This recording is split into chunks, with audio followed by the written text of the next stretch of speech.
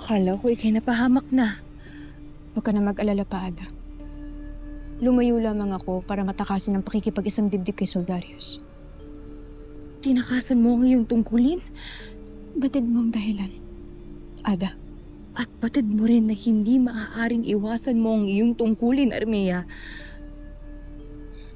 Ada, hindi ako naparito upang makipagtalo sa'yo. Narito lamang ako upang ipaalam sa'yo na wala ako sa masamang kalagayan.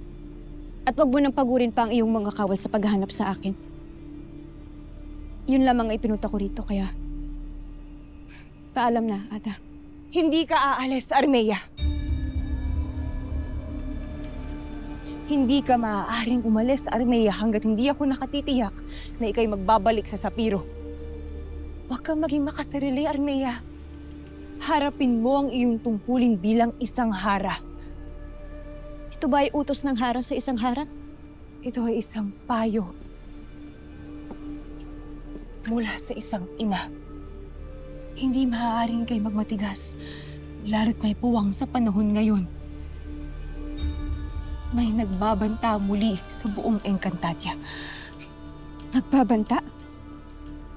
Ada, sino? Si Hagorn, Armea. Nakalaya siya sa Balaak. At si Mitena, nakatakas mula sa Karsero.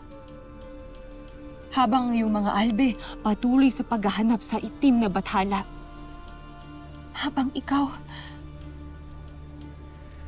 nagmamatigas para lamang makamit ang iyong kalayaan at upang hindi mo harapin ang iyong tungkulin. Armea, bumalik ka ng Sapiro. Palakasin mo ang iyong hukbo upang maging karapat-dapat sila. Dahil kung hindi mo ito gawin, baka ito'y pagyumsisihan.